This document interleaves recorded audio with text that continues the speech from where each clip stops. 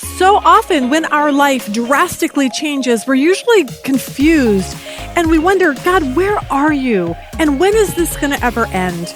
Today we're going to talk about a man by the name of Joseph who lived this very easy, pampered life until one day everything changed.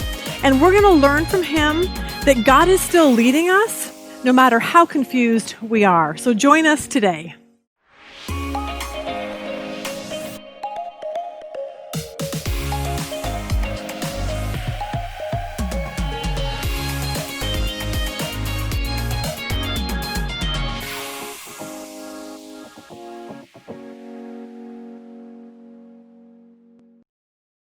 All right, good morning, everybody. Welcome to our Women's Bible Study. We are super excited that you're joining us today. For those of you that are watching us online, which is actually everybody right now, because we're still like in this whole weird coronavirus quarantine thing. So we still can't have an audience here, which is kind of sad. So it's just kind of me and you watching from however you're watching us. First, if you don't know anything about our ministry, you can go online to womensbiblestudy.com. There you can get actual handouts for today's lesson. You can watch us lots of different ways, and on there it explains how YouTube, Roku, lots of different ways you can watch us. So today, I want to, before we even get started, I want to first thank you to those of you that have been supporting our ministry while we're going through this coronavirus thing. What's weird is when we normally come here, we have donation boxes out and everyone donates, and it helps pay for the costs of the rental for here and the videographer and the people to set up and all those kind of things. But now there's no one here. So I want you to know that if you send in money and you donate online, just how much we really appreciate that. If you don't donate and you watch us all the time and you would like to, please feel free to do that. You can donate $5, $10, $20.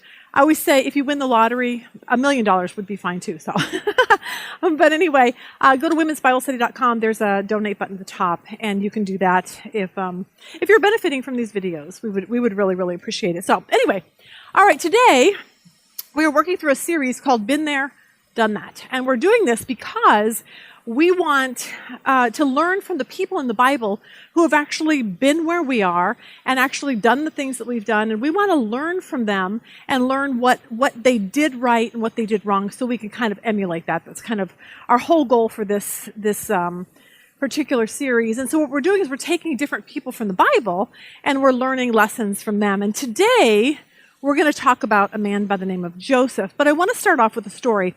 And I've used this story quite a bit, depending on what lesson that we're in. But it kind of fits today, so that's why I'm going to be talking about it again. I want to talk to you about a woman by the name of Susan. She was very independent, and she was very young. She was 34 years old. And because of a medical misdiagnosis, she actually became blind. She was suddenly thrown into this world of like darkness, and she was so angry and frustrated, and she spent so much time just in self-pity because her whole world changed. And Susan just felt condemned by this like terrible twist of fate. And she felt powerless. She felt like she was a burden on everyone. And she would just ask her husband, like, I don't understand how this could have happened to me. But no matter how much she cried or ranted or prayed, she knew she would never, ever get her sight back again. Her husband, Mark, was an Air Force pilot. He loved Susan with all of his heart. But one day, Susan came to him and said, you know what, I think I'm ready to go back to work, but I don't know how I'm going to get there. And her husband, Mark, said, well, you're going to need to take the city bus. I mean, that's how you got to work before. You're going to have to do that again. And of course, she starts crying, and she's like, I just can't possibly do this. I'm blind. I'll never be able to figure this out. So he promised Susan that every morning and every evening, he would ride the bus with her. And he said, I'll do this for as long as it takes until you get the hang of what we're doing here. And that's exactly what he did. For 2 weeks, Mark would dress up in his military uniform, and he would accompany Susan to and from work every day. He taught her how to rely on her senses, especially her hearing. He knew that she needed to learn how to adapt to her new surroundings. He helped her befriend the bus driver so that he could help save a seat for her. Finally, one day, Susan said, all right, I'm ready to try this on my own. So Monday morning, she waved goodbye to her husband. For the first time, they went their separate ways. Monday, Tuesday, Wednesday, Thursday, each day just went perfectly. She was doing it. She was doing it all by herself, and she was so excited. On Friday, the bus driver looked at her, and he said, "Boy, I sure envy you." She says, "Why in the world would you say that? Why would you envy me?" He said, "It must feel so good to have someone that takes care of you and protects you." She said, "I have no idea what you're talking about." The driver said, "Well, every morning for the past week, this fine-looking gentleman in a military uniform, he's been standing across the corner watching you and making sure you got off the bus right and making sure you got into the building right. And then when he saw you got into the building, he would blow you a kiss, he would give you a little salute, and he would walk away." He said, "You are one lucky lady." Today, this is just a great reminder. This story reminds us that that is kind of what God is like with us. For Susan, she had no idea her husband was there. And a lot of times we have no idea that God is with us all the time when we're going through really things that we don't want to be going through, because that's what he promises. Here you go. God watches over us in the same way that her husband watched over Susan. And we usually don't even know he's present, just like Susan had no idea her husband was present. So today we're going to talk about Joseph, who's been there, kind of where Susan is, but not blind in a physical sense, but blind in a spiritual sense. When his life took this total drastic change that he was so shocked, like, how could something like this happen? And he was kind of spiritually blind because he couldn't see that God was with him. And that's what we want to talk about today, because when bad things happen in our life, I'm assuming Joseph had these same questions that you and I have, which is this: why me? God, why me? Why are you letting this happen to me? How's this? Where's God? God, where are you? I don't feel your presence anywhere. And how about this? How long until this is over?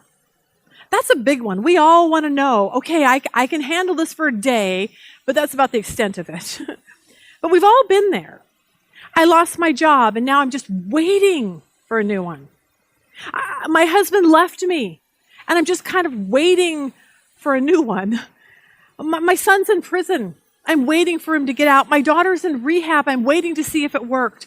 I found out I have cancer. I'm waiting to see if the chemo is going to go through. My job transferred me to another state. I'm waiting to find new friends.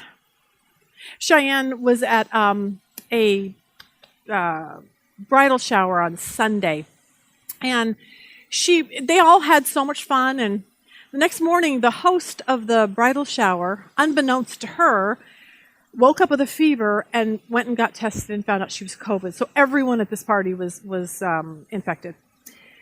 And the frustrating part was that Cheyenne went to work, told her boss, but now she's in this waiting stage. She has all these things she has to do. Like, I have all these things for work. I have a bridal shower this week. Like, everything is going on. And she's like, Mom, I can't get this. But it's that in-between waiting time that we're just like, we just hate. So today we're going to learn a little bit about Joseph, and we're going to learn how to wait well. Because what we'll learn from Joseph is that he's been where a lot of us are, going through trouble, just waiting and waiting for it to get over with. But in hindsight, see, we can open the Bible and we can read the story from the beginning to the end.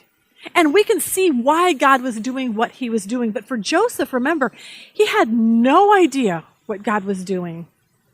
I'm going to kind of do the spoiler alert thing, and I'm going to give you the ending of this story from the beginning so you kind of know what's going on here as we're going through the story. But here was what Joseph didn't know, but that you and I actually know because we know the story.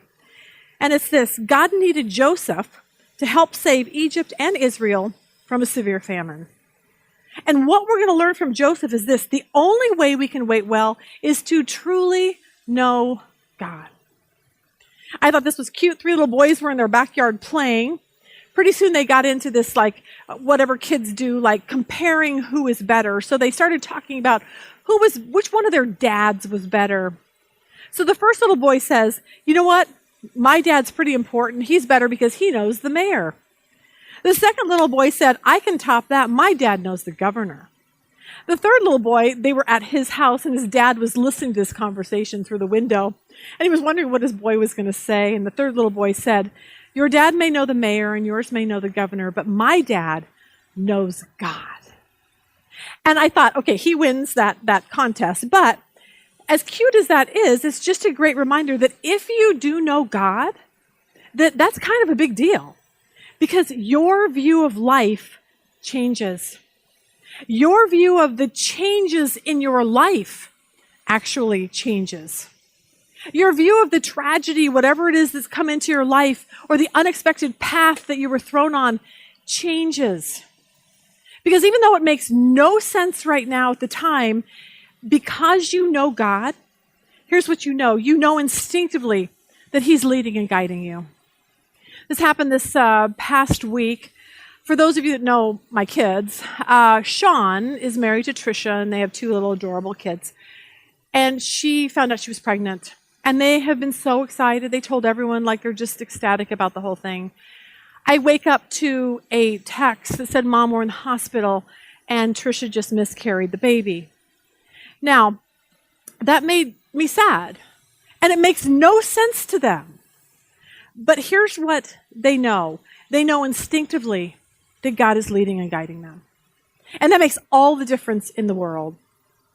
Now, a lot of you know that. Even if you've never even read the Bible, you probably know one section of verses that hopefully you cling to in times that seem really bad. And it's Psalms 23:1. "The Lord is my shepherd, and I shall not want." When you and I decide to become a follower of Jesus, that means you're born again, like you're born spiritually into the family of God. And not only is God your father, but He actually is your shepherd. And what do shepherds do? They lead their flock. Here's a great illustration of how God leads. Shortly after the end of World War II, a young associate pastor, he was a musician, his name was Cliff, and he and his fiancee, Billy, wanted to get married. Now, I have to clarify this because after World War II, if you said, Cliff and Billy, you just instinctively knew Billy was a girl. Nowadays, you don't know that. So I'm going to tell you in this story, Billy is a girl, okay? It's 2020. Things have changed since then. So what Billy and Cliff did is they scraped together enough money for a simple wedding. They bought train tickets to a city where Cliff had been asked to hold a revival with his friend, because remember, he's a musician. And they didn't have much money, so they were going to combine their honeymoon with this revival. They get off the train, and they take a bus to the hotel, and they realize that it had been taken over by the military. They have no hotel room, nowhere to go in a city they've never been before. So standing in this unfamiliar city, they only had a few dollars, they decided to hitch a ride at a nearby highway. A car pulled over. He asked them where they wanted to go. They explained, "We have no idea. We don't know what to do. This is what just happened."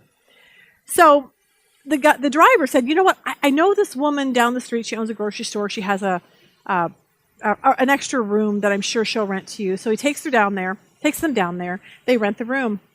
On their first day there, Billy is a piano player, so she starts practicing the piano, and Cliff is playing his trombone. And as this woman who rented him the room, as she's listening, she realizes this is Christian music, Christian hymns that they're playing.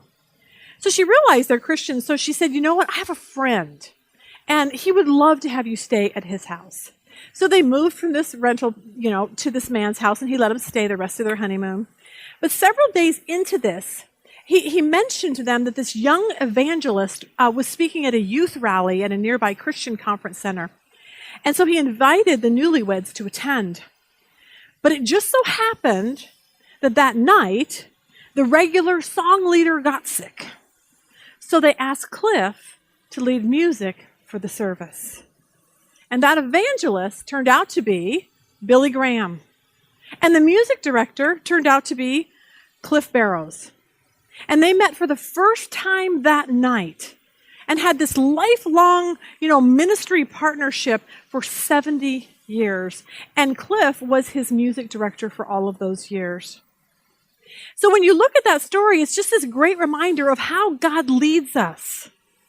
But think about the story from beginning to end. Sometimes it's just it's difficult. We're confused in the midst of God's leading us.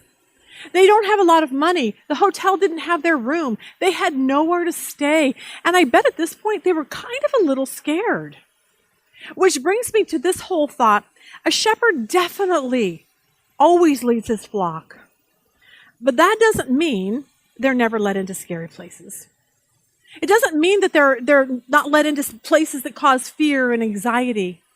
And we actually see this from the shepherd in Psalms 23. 23 verse 4 says, even though I walk through the valley of the shadow of death, I'm going to fear no evil, for you're with me, your rod and your staff, they comfort me. So you just have to know that that's what goes on, that even through the bad times, God is still leading us. As we work through the story of Joseph today, I want us to keep this in mind. Whatever change is happening in your life, no matter how frightening, never forget that even though you can't see it or feel it, your shepherd is guiding you through it. And that is why we're going to see with Joseph, what we're going to see why he was able to get through all of the heartbreaking changes that happened in his life. And I think it comes down to this. Somehow, he just knew this. He somehow trusted that God had a plan. And I'm hoping that that resonates with you today, that somehow, whatever you're going through, God has a plan. I love how James Merritt puts it.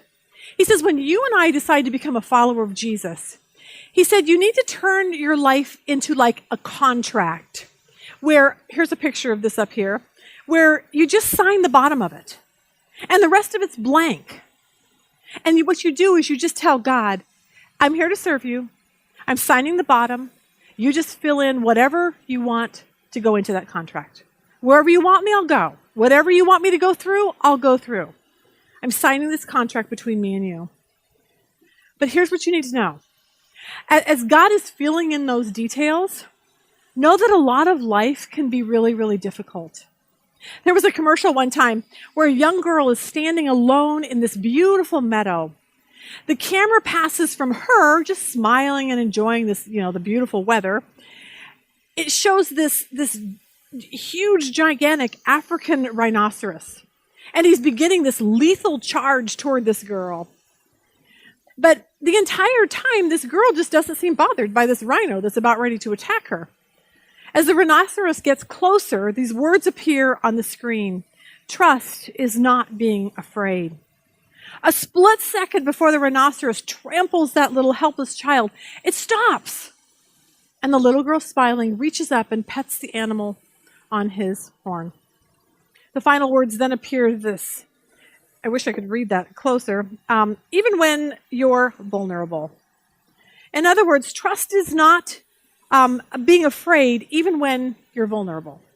Now, that made me laugh. Because honestly, if I see a rhinoceros charging me, I'm not waiting around. Okay? I'm running, I'm not standing still, and just waiting. But I get the point. I get the point that I want to know God so well and trust him so much that even if I did see a rhino rushing towards me, and like I said, it doesn't even have to be a rhino. It could be whatever heartache is rushing towards me, whatever tragedy is rushing towards me, whatever doctor's report is rushing towards me, that I just want to be able, like that little girl. As Psalms 46:10 says, I want to be still and know that God is God. Just be still and know that I'm God. Here's what we want to learn. It means being committed to God's purpose no matter what life throws at us. Remember the contract. Whatever it throws at me, I'm going to trust that God is doing something. Now, all we have to do is read the Bible and see that God led his people. But he always didn't lead them through a field of flowers or a beach resort. That's not where God always led his people. Most of the time it was through things like the wilderness, the storms. I say the rhino attacks, the persecutions, the sickness. And for us, the goal is to know God so well that when we are going through those seasons, that we really, really honestly do believe he's doing something important in our life or the lives of those around us. Look at Isaiah 58:11. The Lord will guide you continually and satisfy your soul in drought. He doesn't say, I'm going to satisfy your soul in, at the beach. It's like in drought when things just look really bad. And I'm going to strengthen your bones, and you shall be like a watered garden and like a spring of water whose waters do not fail. Psalms 32:8 says, I will instruct you and teach you in the way you should go. I will guide you with my eye. See, God is always leading us, guiding us, and directing us. I love how James Merritt puts this. He said the word direct is a word that literally means to cut a highway or to clear a path. In other words, when God is leading and you are following, mountains will melt, valleys will be filled, crooked places will be straightened, rough places will be smoothed, doors will be opened, walls will fall down. I was thinking, we had the election last week, and I was thinking that, everyone's voting for this person and that person, but I just know that God's going to raise up the person that he wants. And this verse just reminded me that it doesn't really matter what the vote counts are now, that God's going to fill one side in. He's that big. And I know that, and so I'm comforted by that. But here's what we need to know. God's going to clear out every obstacle that gets in your way to get you to where he needs you to be. But know this, sometimes God's plan takes years and years to come to fruition, as we're going to see in Joseph's life today. All right, Joseph, we find Joseph's story in the book of Genesis. Joseph was the 11th of 12 sons.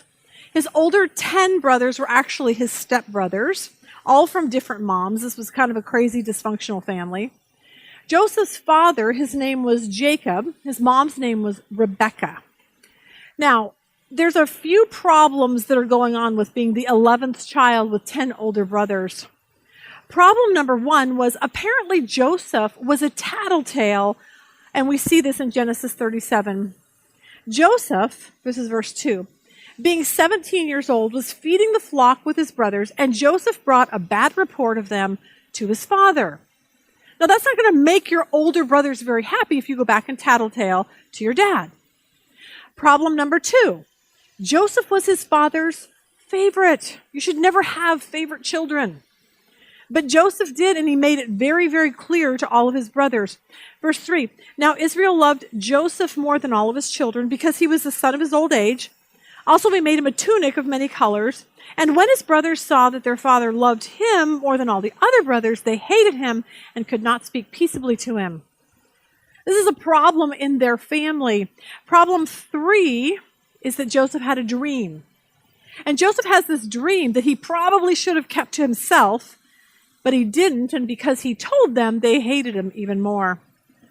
Look at verse 5. Now Joseph had a dream, he told it to his brothers, and they hated him even more. So he said to them, please hear this dream which I have dreamed. There we were, binding sheaves in the field. Then behold, my sheaf arose and also stood upright, and indeed your sheep stood all around and bowed down to my sheep. And his brothers said to him, shall you indeed reign over us? Or shall you indeed have dominion over us? So they hated him even more for his dreams and for his words. Then he dreamed still another dream and told it to his brothers and said, look, I have dreamed another dream. This time the sun, the moon, and the 11 stars bowed down to me. So he told it to his father and his brothers, and his father rebuked him and said to him, what is this dream that you have dreamed? Shall your mother and I and your brothers indeed come to bow down to the earth before you? Now, with that in mind, what we need to know is even at 17, God had a plan for Joseph. Actually, even before Joseph was born, God had a plan for Joseph. Because think about it. Joseph's mom could never get pregnant. So Jacob had all these sons with all these other women, mostly because his wife couldn't get pregnant. And yet, God waited until all 10 of these boys were born before he opened her womb so that she could have a child. See, God is in the bad stuff, and when we get that, we can just kind of breathe and relax a little bit because of it. So one day, Jacob tells Joseph to go see how his brothers are doing out in the field tending sheep. Genesis 37:18 says this, now when they saw him, his brothers saw Joseph far off, even before he came near them, they conspired against him to kill him. Then they said to one another, look, this dreamer is coming. Come, therefore, let us now kill him and cast him into some pit. And we shall say, some wild beasts have devoured him. We shall see what will become of his dreams. These were evil, evil children. And it's this horrible turn of events for Joseph. His brothers want to kill him. This sounds like a dateline. It doesn't sound like something you find in the Bible. Verse 23 says, so it came to pass when Joseph had come to his brothers that they stripped Joseph of his tunic, the tunic of many colors that was on him. Then they took him and cast him into a pit. The pit was empty. There was no water in it. They sat down to eat a meal. Then they lifted their eyes and looked, and there was a company of Ishmaelites coming from Gilead with their camels, bearing spices, balm, and myrrh, on their way to carry them down to Egypt.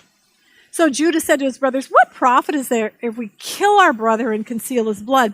Come, let us sell him to the Ishmaelites, and let not our hand be upon him, for he's our brother and our flesh." And his brothers listened. Then the Midianite traders passed by, so the brothers pulled Joseph up, lifted him out of the pit, and sold him to the Ishmaelites for 20 shekels of silver, and they took Joseph to Egypt. In one day, Joseph's life had taken this horrible turn of events. And some of you get that. Some of you understand that. Like in one day you got that tragic news. It was one day where you got that late night phone call that just changed the course of your life. One day, everything changed. And you feel like Joseph. You feel like Joseph. Someone has just kicked you in the gut. But what Joseph didn't know, like we said earlier, we can look back and see that even though he was going through or going into this valley of the shadow of death, we know this, that his shepherd was leading and guiding him. And somehow, I kind of think he sort of knew that too. Here's what we learn. What was the worst time in Joseph's life? God was using that to get Joseph where he needed him, where he would serve a greater purpose. Because think about this. Left at home with his brothers, a life of ease with his daddy taking care of him, God could not use him. But sold into slavery by brothers who hated him, a life of pain and hardship where he would learn to trust God. He would have to learn to trust God. That's when God could use Joseph in mighty ways. Take that into your life or mine. I like a life of ease. I just do. I like it when we're financially secure. I like it when all the kids are doing, good things and they're obeying what we have to say. But I do know this, that when I look back over our life, the times that my faith grew the most was when we had no money, we had to trust God to provide for us, and our kids were just off the rails, and all we could do was pray and say, "God, I can't make my child better, but only you can."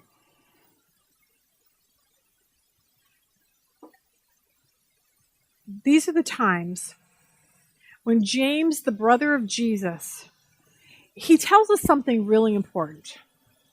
He says in James 1:2, "Consider it pure joy, my brothers, whenever you face trials of many kinds." He would have told Joseph, whatever you're going through, consider it joy. Now, we don't like that James says that because it actually sounds totally ridiculous. We're like, serious, James? Honestly? You have no idea what just happened to me. You have no idea. Here's how he would respond. It doesn't matter. See, we're like, no, James, it does matter. And here's why. My house burned down. Someone crashed into my car. I can't get to work. The buyers backed out of the house that we're selling, and now we can't buy our other house. I can't pay my medical bill I was just diagnosed with, and you fill in the blank for that. For Joseph, he's like, hello, James. My brothers just sold me into slavery. And they're going to lie to my dad and tell him I'm dead and I'm never going to see him again. Like, I think I win this award. And you know what James would say to him? It doesn't matter. It doesn't matter what you're going through, because whether it is 2000 BC or 40 AD or 2020, the worst year on record for most of us, everyone is going to face difficulties in their life. And James tells us that. He says, whenever you come across trials, not if ever, but whenever. So don't be shocked when you do. But this is why James says to consider it joy.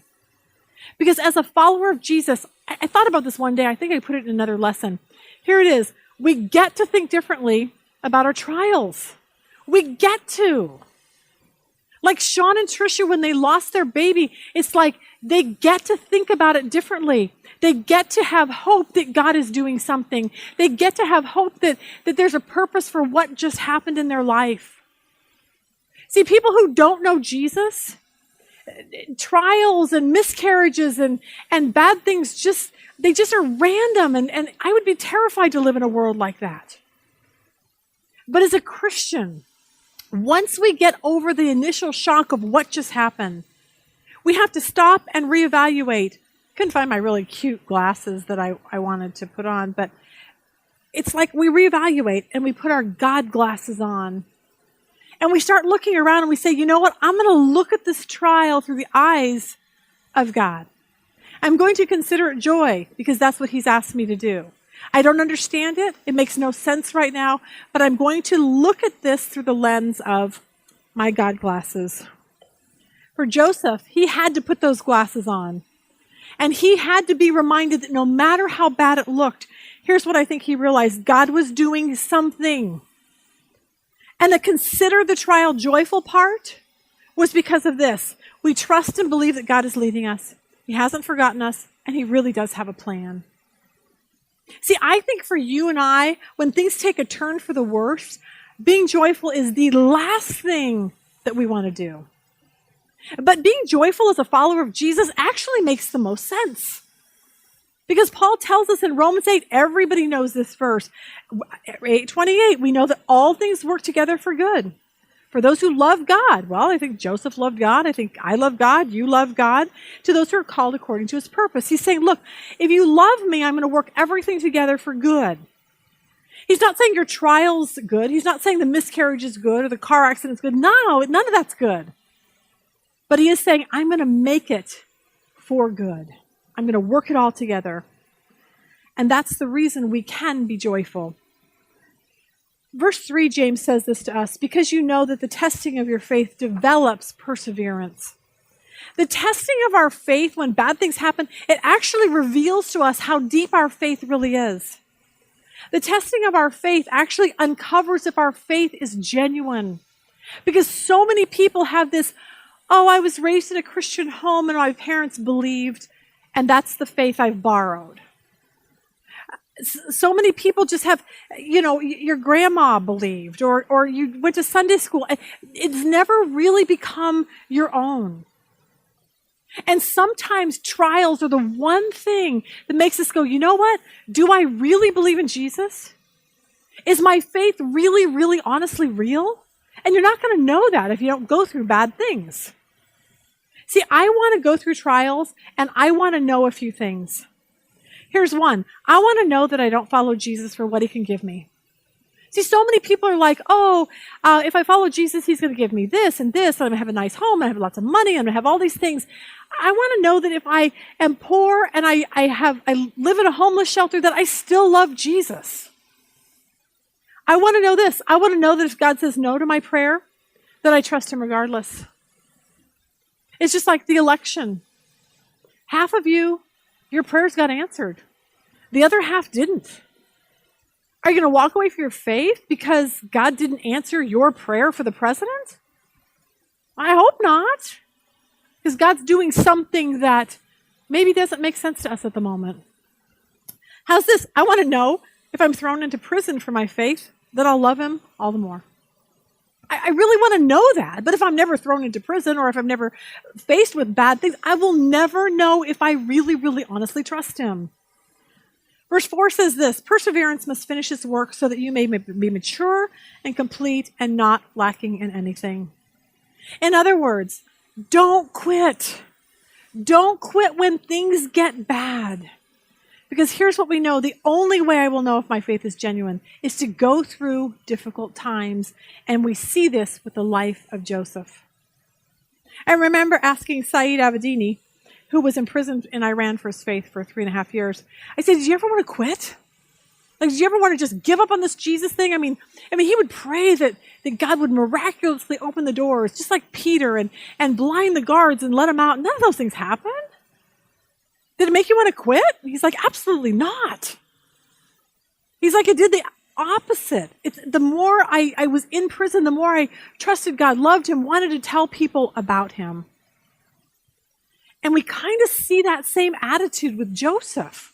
He's being hauled away to Egypt, and we kind of really never see him going into depression or getting getting mad at God. He just kind of somehow believed God was doing something. Which is why I say we have to change our thinking. We have to get biblical. Here's our brain. I was thinking about this. If this is your brain, and that little blue line right there is all the spiritual things that you've put into your brain, then when trials come, you're going to fall apart. If you're just like, oh, I'm just going to half believe, put God stuff in my brain and half put, the world stuff in my brain and we'll just see if it balances out. Well, you're going to be a mess. God says the more you put me into your brain, the more that no matter what happens, you're going to know, you're just going to be like, you know what, God, I'm just going to trust you with this. I want to be able to focus on what's ahead, not even so much what's going on now. We used to walk our dogs along a canal. It was a couple miles away from our house. And halfway back, we could see our house in the distance. And we always loved that we could see it because we knew we were close. But we also knew we had to finish walking through the desert. And in the desert, you know what we came upon? Upon a snake, a huge scorpion one time, beer bottles, glass, dirt. It was hot. We're thirsty. There's garbage everywhere. But what kept us going is focusing on when I get home, there's going to be cold water, air conditioning, and we can jump in the pool if we want to. And see, that's what I'm saying. In order to make it through our life and the things that turn bad for us, we have to focus on what's ahead, home. And here's what I'm going to say home is for this. Home is that day when where God will use your trial for good. We focus on, all right, God, I don't like it. Let's say for Tricia that I just had a miscarriage, but I'm going to just focus on the fact that you're going to use this somehow. It's this idea that we have to stay focused on what's ahead, not so much what's going on in our life today. For Joseph, I wonder if he stayed focused on this dream, the dream that God had given him, and maybe while he was in Egypt, God kept bringing this dream back to his mind. Genesis 39 says this, verse 1, when Joseph was taken to Egypt by the Ishmaelite traders, he was purchased by Potiphar, an Egyptian officer. Potiphar was captain of the guard for Pharaoh, the king of Egypt. But here's what the Bible says. The Lord was with Joseph. The Lord was with Joseph, even though his brothers sold him and he's now in a foreign country. God had never, ever taken his eyes off of him. See, that's why Joseph could be joyful. Because in the midst of it, he says this, no matter what is going on in your life, the Lord is with you also. We've got to remember that. We've got to keep that in the forefront. Now, for Joseph, if he's thinking about these dreams and that people will bow down to him, I can imagine him saying, all right, God, this is so cool. I'm in Egypt. Let's go. Let's get this going. But here's the problem. God's timetable is always different from ours. And we always hate the idea of waiting. We used to have this cute little dog, Pogo, and he was this white, fluffy dog. And he would always just get dirty and stickers in him, and he would be a mess. And then we would get him groomed. And he hated the grooming process. The waiting until he was clean. It would take time, and it was always painful. But once he got clean, he could run around and be joyful. But it's this reminder that we all hate to wait. Dogs hate to wait. We hate to wait. We just don't want to wait. Many years ago, Cheyenne and Dusty were in high school, and Rob would get up and he would leave for work about 5:30 in the morning. And Cheyenne and Dusty would drive off, and I would be like, bye, everybody, because that meant I have the whole house to myself. I can study all day long. I can put lessons together and print stuff and get everything we need to get done. And I was perfectly happy with my life. Until one day, Rob came home and he said, we're moving our offices home. I was like, well, that doesn't sound like that's going to work for me very well, because that meant 4 adult boys would now be at home, and starting at 6 o'clock in the morning, they'd want breakfast and they'd want food in the refrigerator for lunch, and they would be there. It would always be noisy and there would always be commotion. And I thought, all right, well, I can handle this for a month, maybe 2. But here's what happened. 3 years later. 3 years. This was what went on. I have to show you this picture. It makes me laugh. The boys, they would always be talking over each other, and they'd be on the phone, and it would be this, because they're all in one big room. So we had this little guest house in the outside, and so one of our boys was sitting out there, and the dogs would bark, and this would just go on. So here's this cute little picture. This is what probably pushed them over the edge. Jesse's working there on his computer, and the dog's staring at him in the window. But see, that's my point, is that my life was not, I had to wait for 3 years. And waiting's really, really difficult, as we'll see with Joseph. So for Joseph, he gets to Egypt, sold to a man by the name of Potiphar. He's now a slave to him. And God gives Joseph favor. But right off the bat, we see trouble. Look at Genesis 39:6. So Potiphar gave Joseph complete administrative responsibility over everything he owned. With Joseph there, he didn't worry about a thing, except what kind of food to eat. Joseph was a very handsome and well-built young man. And Potiphar's wife soon began to look at him lustfully. "Come and sleep with me," she demanded. Now, many years ago, Demi Moore was dating like a 27-year-old drummer. So, if you picture that, that's kind of what's going on here with Joseph and Potiphar's wife. But look what verse 8, look what Joseph said. But Joseph refused. "Look," he told her, "my master trusts me with everything in his entire household. No one here has more authority than I do. He's held back nothing from me except you, because you're his wife. How could I do such a wicked thing? It would be a great sin against God." She kept putting pressure on Joseph day after day, but he refused to sleep with her, and he kept out of her way as much as possible. One day, however, no one else was around when he went in to do his work. She came and grabbed him by his cloak, demanding, "Come on, sleep with me." And Joseph tore himself away, but left his cloak in her hand as he ran from the house. Joseph does the right thing, and he gets falsely accused of rape by Potiphar's wife. And for that, he gets thrown into prison, which is this great reminder that as a follower of Jesus, sometimes when you do the right thing, it still can produce a lot of problems. If you don't, say you can't lie for your boss, well, you might get fired. If you refuse to watch porn with your husband, well, maybe he leaves you. Sometimes doing the right thing can bring hardship into our life. But what we learn from Joseph is this: regardless, God is still in it, even when we're persecuted for doing something good. So for Joseph, he's got more waiting, more wondering. Genesis 39, verse 21. But the Lord was with Joseph and showed him mercy, and he gave him favor in the sight of the keeper in the prison. No matter where Joseph went, God was right there with him. In prison, on a slave, wagon, whatever it was to get him to Egypt. God is with him this whole time. So in prison, Joseph meets two people, a cupbearer and a baker. And they both have dreams. Joseph walks in, sees them looking sad. He's like, "What's wrong?" Both of these dreams, we don't know what they mean. But God has given Joseph the ability to interpret dreams. So they tell him the dream, and Joseph says, "Oh, good news for the cupbearer. You're going to be restored to your position. Bad news for the baker. You're going to be hanged." Look at Genesis 40, verse 22. "Thus it came about on the third day, which was Pharaoh's birthday, that he made a feast for all his servants, and he lifted up the head of the chief cupbearer and the head of the chief baker among his servants. He restored the chief cupbearer to his office," just like Joseph said, "and he put the cup into Pharaoh's hand, but he hanged the chief baker, just as Joseph had interpreted to them." Now, when this happened, Joseph's probably like, "Yes, the cupbearer is standing in front of the king. He's going to be able to say, 'Oh my gosh, this guy told me everything I needed to know about my life. And he's an Israelite, and he's been falsely accused. And come on, Pharaoh, let's get him out.'" But that never happened.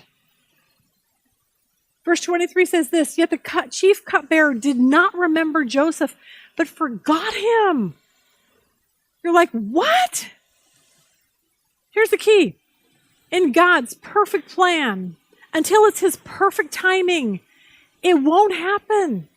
If you're a follower of Jesus, it's not going to happen until God's perfect timing. But here's another point. You don't want it to happen if God's not in it. You don't want to be somewhere where God isn't. And see, you can try to force it, and you can cry, and you can carry on, and you can shake your fist at God and try to do it on your own. But if you're a follower of Christ, you can be assured that in God's perfect timing, He's going to make things happen for you. He will open a door. He will stop things from happening by shutting a door according to where He needs you to be. Remember, we see this because we know how the story ends, but Joseph didn't.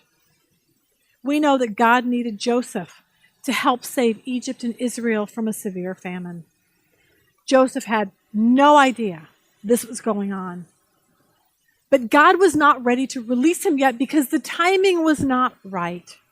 And so he sat in prison for an additional 2 years, more waiting, more disappointments. Some of you get that. You feel so disappointed in your life right now because God's timing is so frustrating. You want to get pregnant now. You want to be a grandparent now. You need the business deal to go through now. You want to get married now. You want to find that guy now. Like you want to feel better now. And that's when we need a really, really good dose of Joseph.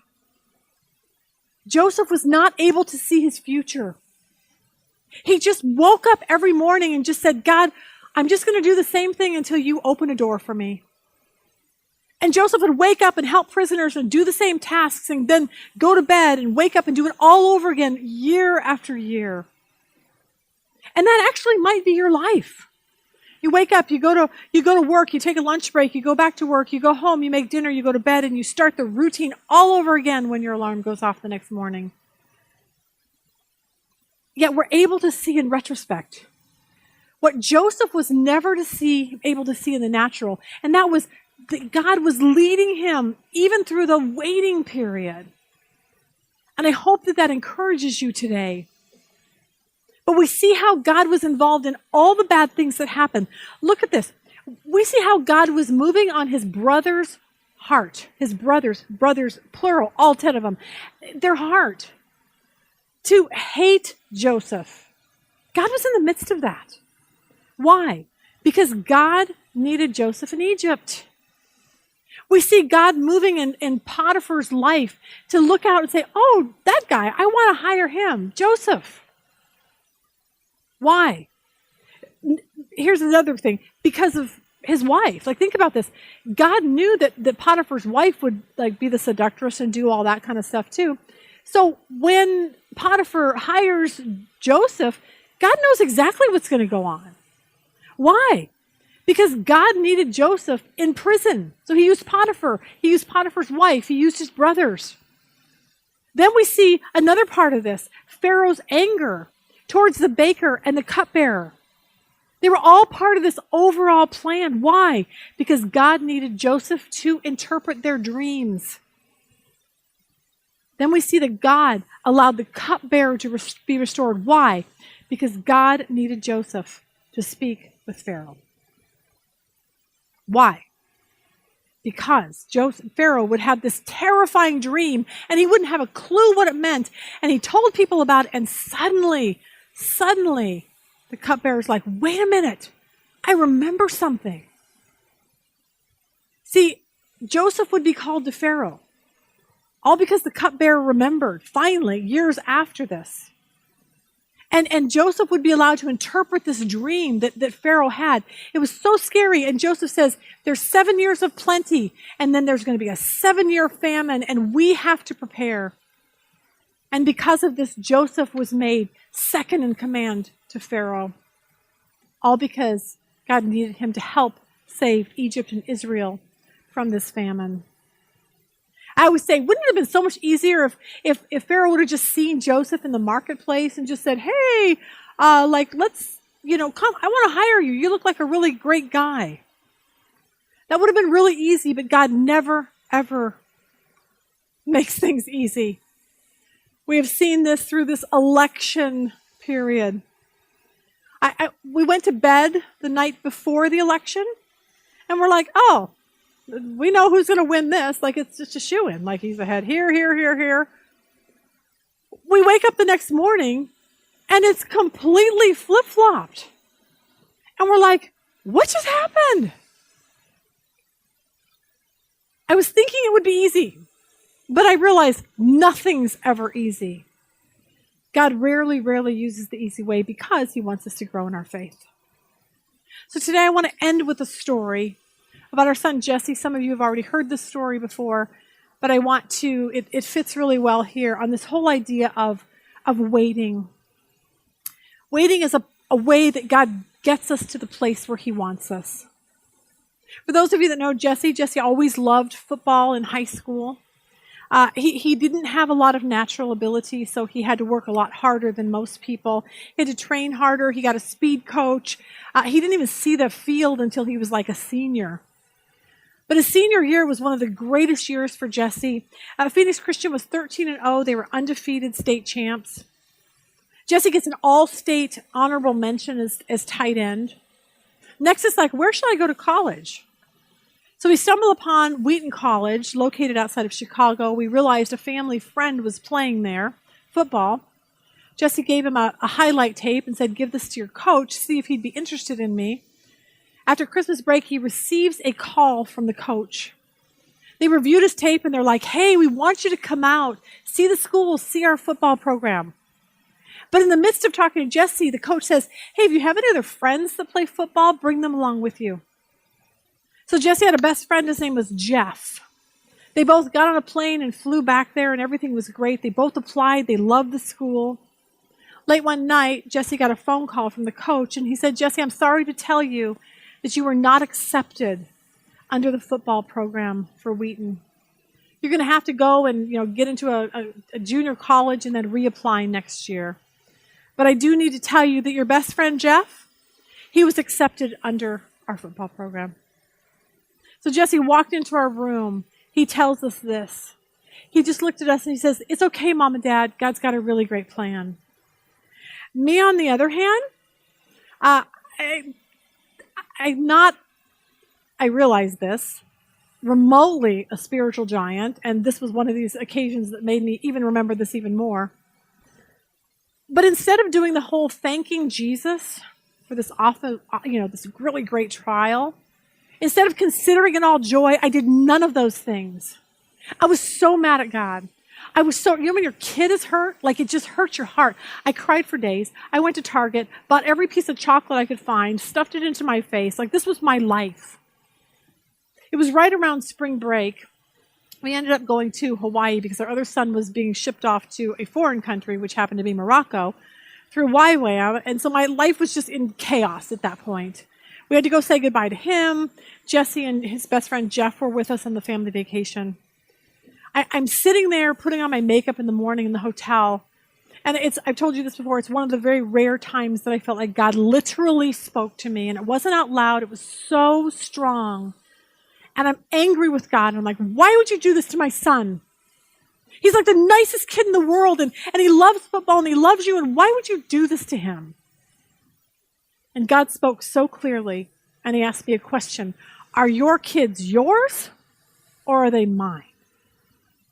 And it so took me back. I was like, oh, I guess they're yours. So I better start acting like they're yours. So I said, all right. Send Sean to Morocco. Send Jesse to a junior college. I don't care. I'm done. You take them, God, they're yours. That afternoon, we went to the beach. My husband, Rob, got a phone call. He knew someone that was on the board at Wheaton. And the guy just called Rob out of the blue and was like, hey, I saw Jesse's application. I want you to know that we accepted his application, not through the football program, but through the actual school, so he can just go and get on the football team as a walk-on. And that's exactly what Jesse did. And for the next 3 years, this was an uphill battle for him. I called him one Thanksgiving. I'm like, what are you doing? He goes, shoveling snow off the football field for the players. That's what he did. But when Jesse was a senior, his senior year in college, after all this time pouring his life into football and never seeing a playing field, his roommate, who was the guy who played Jesse's position, went down in a preseason game with a torn ACL. This meant his roommate was out and Jesse was in. And for those 3 years that Jesse waited on the sidelines, it finally paid off. All the morning workouts at 6 a.m. where he was like puking in the trash can, and the long hours of lifting weights, all the blood, sweat, and tears that he went through finally paid off. His coach Swider used to say this: "It is those who fight for a common goal with no immediate reward are the ones who are truly successful." Joseph did not see any immediate reward, and God gave him success. Some of you are waiting like Joseph with no immediate results in sight. You're hanging on to a loveless marriage with no immediate results. You're putting out dozens of resumes with no immediate results. You're grieving over the loss of a loved one, and you just can't get better every day. There's no immediate results. But I want you to remember this: Joseph worked every day in prison, day in and day out, with no immediate results either. For Jesse, he had his day. His one day in this whole 4 years where just everything came together for him. Our entire family was in Chicago watching this one game. It was Wheaton College's rival, Augustana. It's the fourth quarter. 36 seconds left in the game.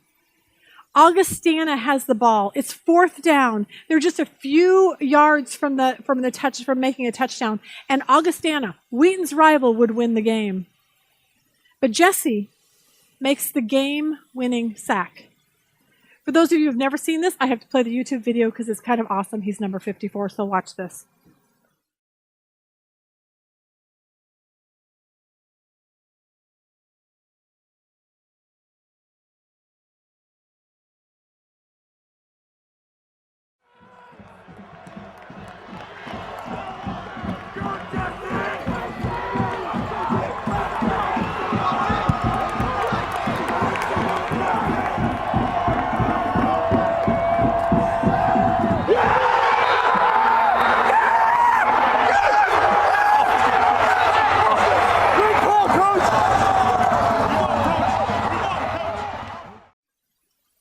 So Jesse does this against our rival team at home under the lights with his entire family watching. And Jesse said this: "The lesson God taught me since the moment I stepped on the first football field in 8th grade was this: you have to persevere and wait. You have to keep fighting despite the circumstances, because you never know when God will open that door and you will get your chance to shine." See, that's what we see with Joseph. He waited through everything. He waited through prison. He waited for everything. He persevered. And when Pharaoh called him, Joseph was ready.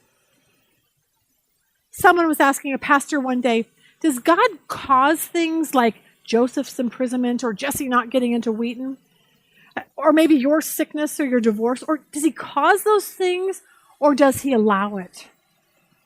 I loved what this pastor said.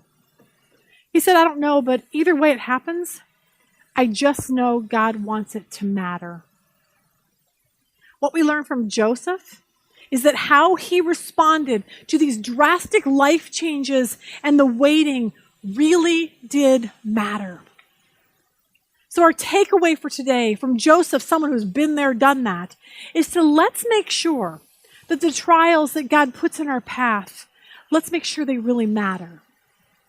Because how we respond differently, joyfully, will show people that what we believe about Jesus is really true. That we trust that he has a purpose no matter what bad things come into our life, because people are watching us. And our goal is for others to find Jesus. And that happens a lot of times through them just watching how we handle our disappointments and tragedies in life. And if you're watching and you don't even know what I'm talking about and you've never asked Jesus in your life, please make today the day you do that. Give him your life and fall into this category where you just know that no matter what is happening, good or bad, that God is leading and guiding you because he is your shepherd. Father, thank you so much for this reminder to us today. Thank you, God, that you know exactly where we are. Your eyes are never taken off of us. God, help us to know that. I pray for anyone going through a really bad trial right now, that you would just be with them, comfort them, help them to know, and help them to look forward to the day when you will use these trials for something really, really good. In Jesus' name, amen. Have a really good week.